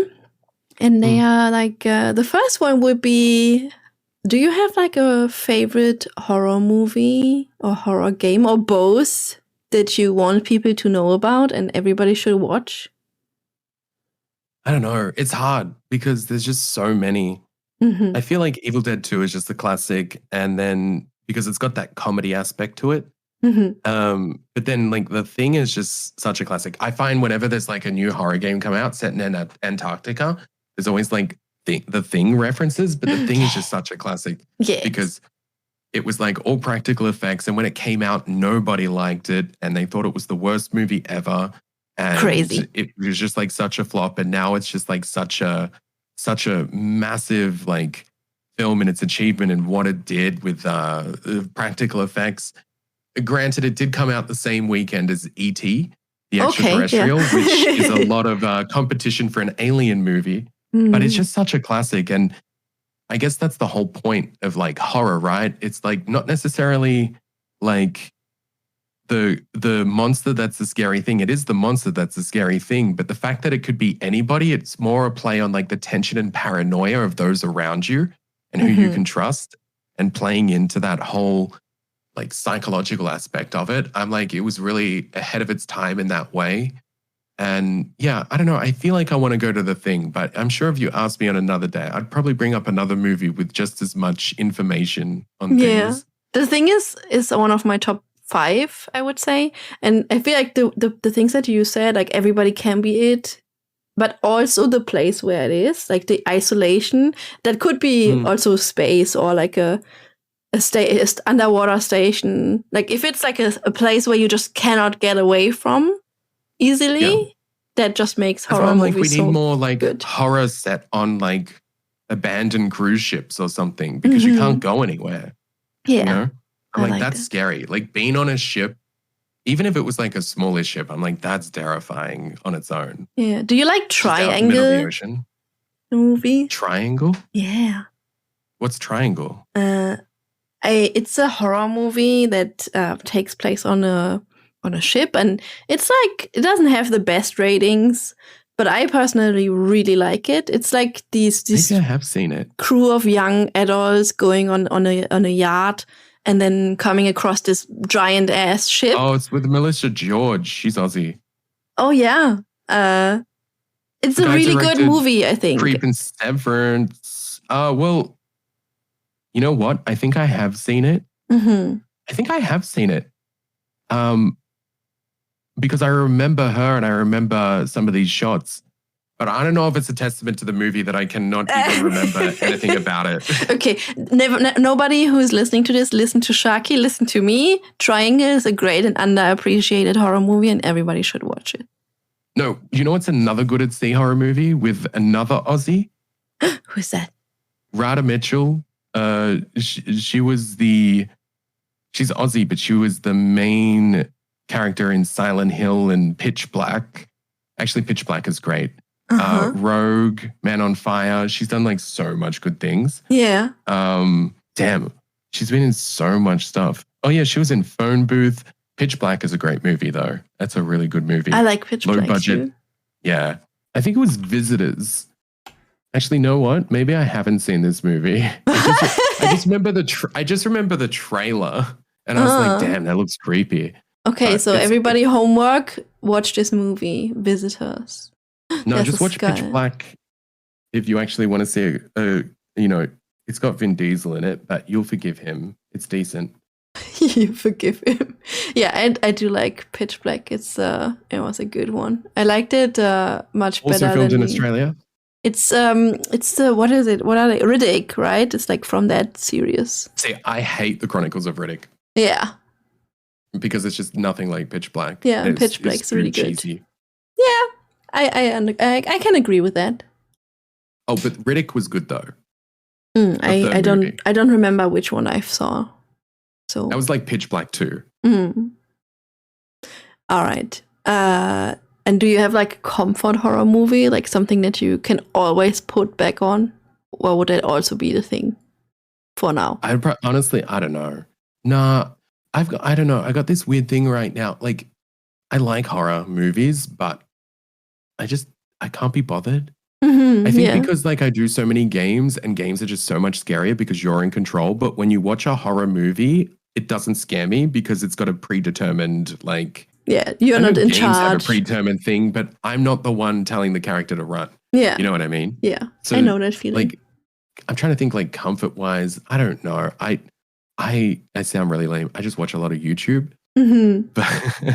Or I watch a lot of like video essays about horror movies. Yeah, I think that's not lame at all. Like my best friend, he's like, sometimes I watch a movie and then I watch a horror essay, not a horror, an essay on YouTube, and the essay gives me much more than the movie gave me. Like, he gets emotional watching the video about the movie rather than watching the movie itself, because it's just like narrowed down the essence and like pointed everything out.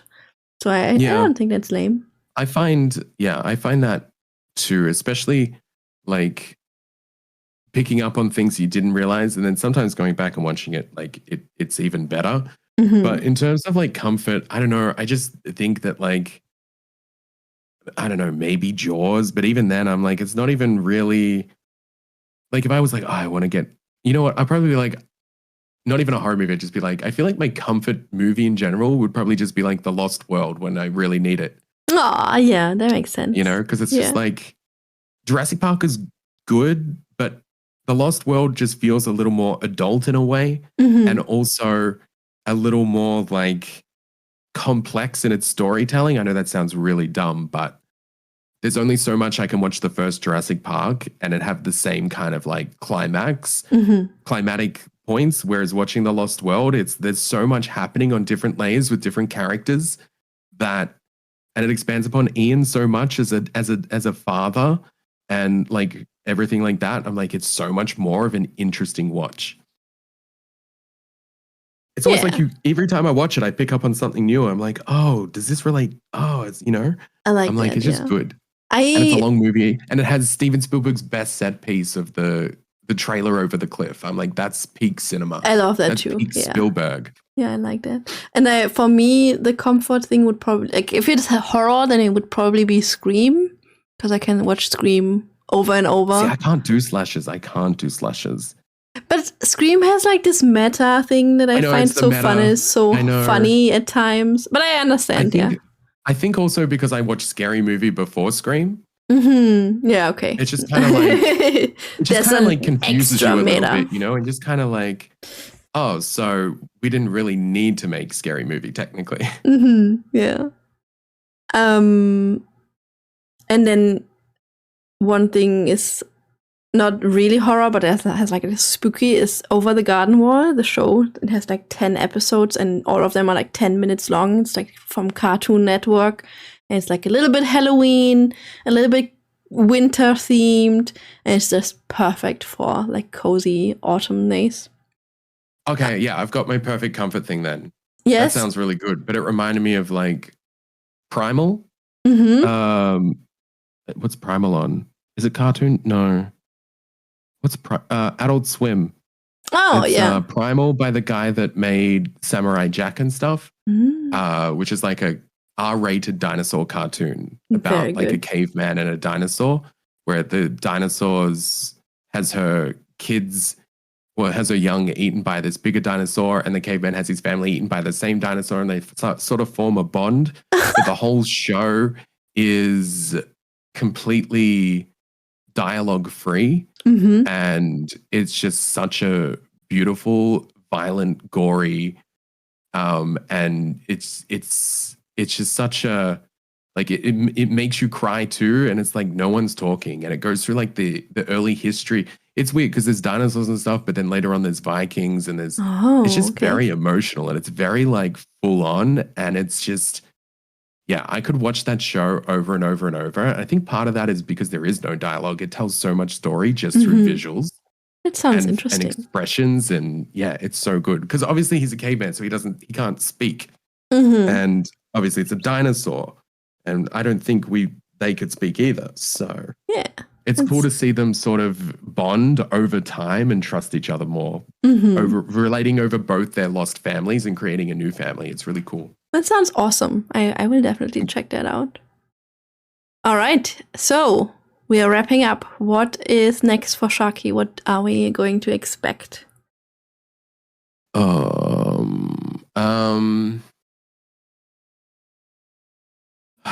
That's, yeah. Okay, well, I want to kind of start fresh. I want to start like a new YouTube channel. I want to do like videos that I would want to watch if I was eating like lunch or something. I want to talk about things. I want to analyze things. I want to do a video on Luto and talk about why Luto is a great game for like 30 minutes, and spend like a month editing that and making it good and interesting and fun.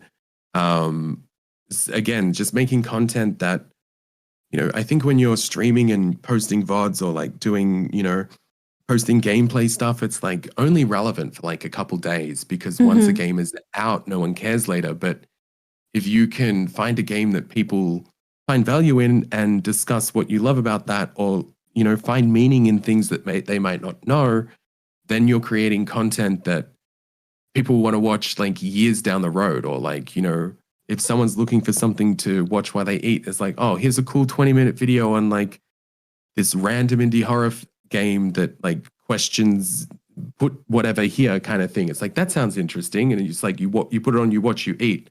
Yeah. It's the kind of content that I would be proud of. And it's the kind of content that would basically, although low output, if it's good enough, it will continue to get views well after the week that it gets published, which means the more that I upload, the more sort of like ad rev and things you get from like that. safe income, passive income. And not that it's about like the ad rev, but the ad rev kind of comes from the fact that it's content that people want. Yeah, and content that's relevant longer.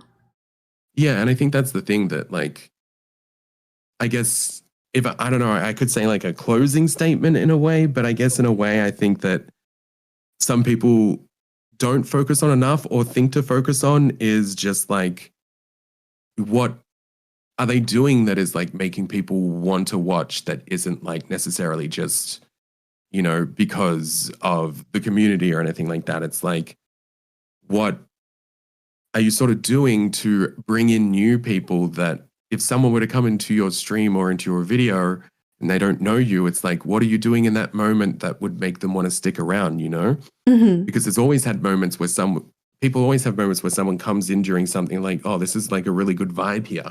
Yeah. Why was that a really good vibe? What was happening in that moment? And I think that's always really important. And a lot of people, I think, that do content creation, they don't I'll ask for like, I'll ask someone like, oh, so like, what are your sort of inspirations for doing what you want to do? And most people don't know, or they don't have an inspiration, or they just talk about like, I just want to play games and stuff like that. Yeah. Whereas I think for me, because I always wanted to make films and things like that, I want to be entertaining. But for me, I was like, okay, here are like 4 YouTubers that I watch no matter what, every time a video comes out. Why do I want to do that? And so I have to assess, like, why do I want to do that with them? And what does that mean I have to do to make people feel that way about what I want to create?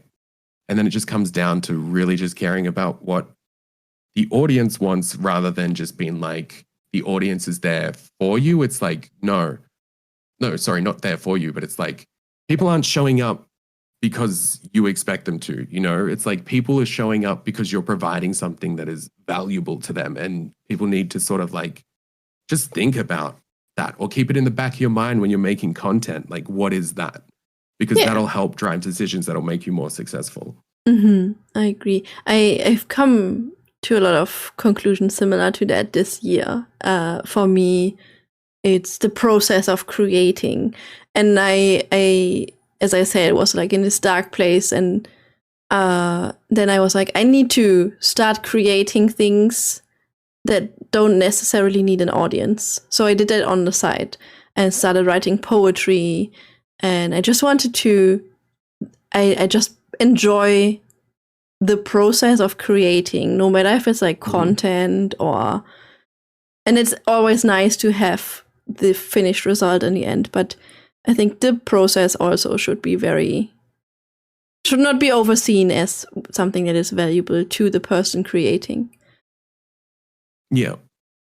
And I think that was like one of the things that I found value in the YouTubers that I watched, was like they were very almost too open about how they felt about things or their emotions and stuff in certain things. And when they spoke about those things that they cared about, it really, like, it didn't feel like they were reading a script, even though they were a lot of the time, because one of them would always make a joke where they're like, I actually wrote it in the script like this. And they just start, but you can tell they kind of just in the moment decided to show the script and just say it while laughing. And it's just kind of like, there's a flow of just like genuine kind of energy in that, you know, at the end of the video, he kind of just opens up a bit about his mental health and everything. And it's just kind of like really, it's silly because he's like awkward in a way when he's doing it. Like, and it's just kind of like really revealing that you can do that and feel comfortable to do that.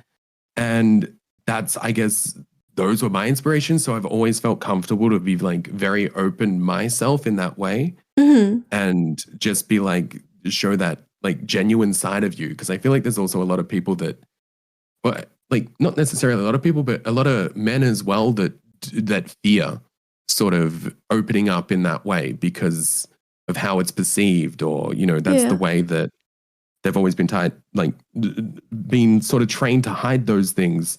But those influences have helped me open up in that way. And I feel like it's just a good way to be. And that's also what distinguished you from AI, right? Like you are human, and that's all those things that make you personal, human, and special are things that are also making you vulnerable. AI can replicate it, but there's always like you can always see like behind the eyes, you know, you can tell if someone is just saying it like they're saying it, or they're just saying it because, you know, that's how they're feeling.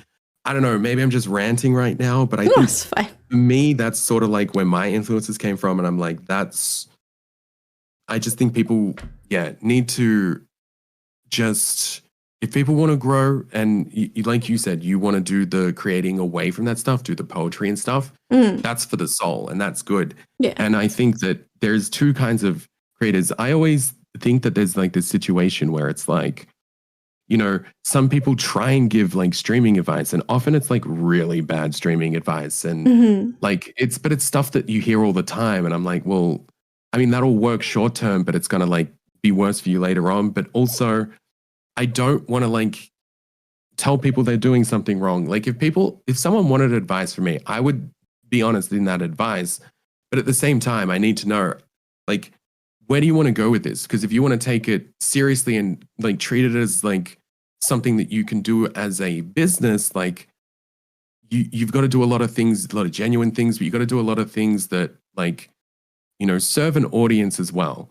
Yeah. And if you're just doing it for fun and community building and you're not too fussed about like doing it as a full-time job, then you're not doing anything wrong. Yeah, that's fine. If that's what you want to do, then fine. But you have to like kind of align it with what your goals are. Yeah. And I don't think there's just like those two options. There's definitely a few and far in between. But I think it's just like some people see someone's numbers and just like judge them or like say that they're like, it's weird that they do this, when it's like, well, just because that's what you want with your content doesn't mean that that's what they're doing with theirs. You know what I mean? And nothing worse than feeling like, I feel like it's where a lot of comparisons come from. It's like, don't compare yourself to the others because everyone has their own goals in different ways. Yeah.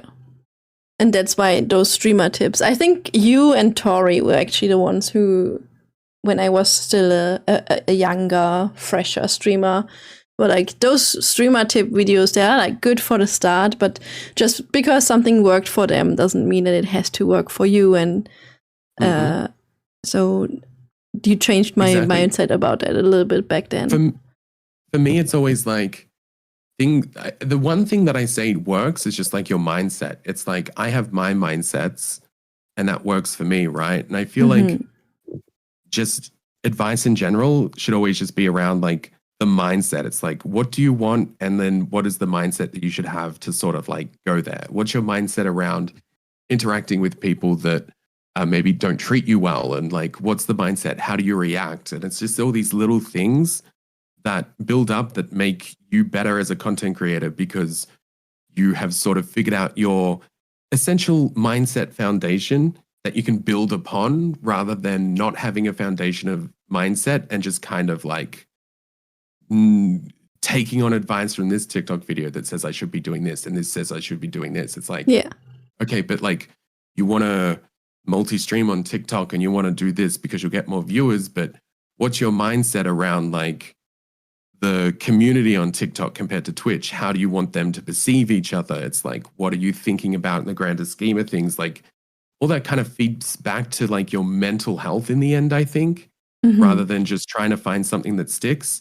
And then something will stick and do really well, but for how long? And then are you going to feel shitty if that goes away? Because you have no sort of mindset to go back to or to give it like a cushion to fall onto, you know? Yeah. I feel like I'm just talking absolute random words. You are giving very valuable advice, and I feel like that's a very good note to end it on. Do you have places that people can find you that you can tell me about?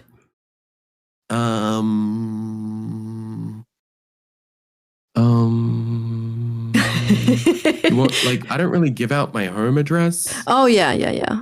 I mean, there's like in your panels, there's a post box if somebody wants to send you something. No, which like, no one ever sends anything. Well, I mean, some people do, but you know what I mean? Yeah. Just, you know, Sharkie on Twitch, Lonely Shark on YouTube. Don't really know what's going on there right now. I've just been really busy lately doing a lot of sponsored content, so I'm so sorry for all the sponsored content, but I'm trying to make it fun, because who wants to do sponsored content that isn't fun? Like, why would people watch? And I think you're doing well. Instagram, TikTok, Twitter, it's all, I think those ones are, it's Lonely Shark, because Lonely Shark was taken. I don't know. It's all exhausting talking about like places to find me. No offense or anything like that. I'm just like, I don't even know when to send people anymore.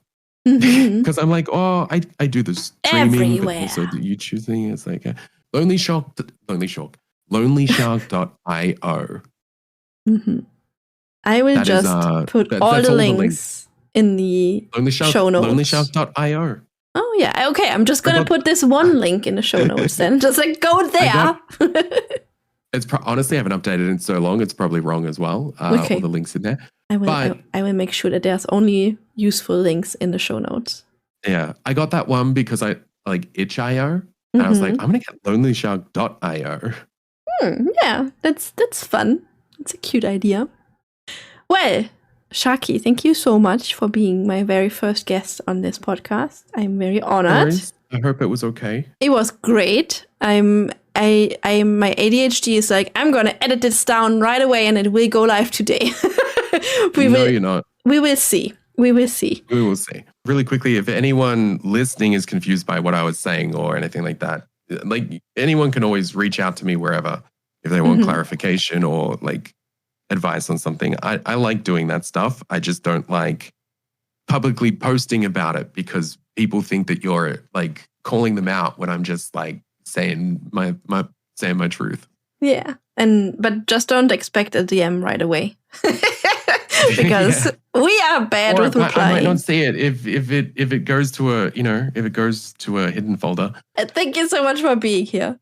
No worries. Thank you. All right. Bye, everyone. Thank you for listening to the very first episode of CEOs of Screams, the podcast. If you liked Sharkie as a guest, please make sure to follow him on all his socials. I will post all the links in the show notes. Also make sure to follow the CEOs of Screams on Twitter, Blue Sky, Instagram, TikTok, and Twitch if you want to. If you enjoyed the podcast, please make sure to follow us on Spotify, Apple Podcasts, or wherever you listen to podcasts. This show was produced and edited by me, Sumi. The witch cackle you hear in the intro is Live Zombie. And the song snippet you heard in the beginning of this is from Blood Like Wine by Monster Mansion.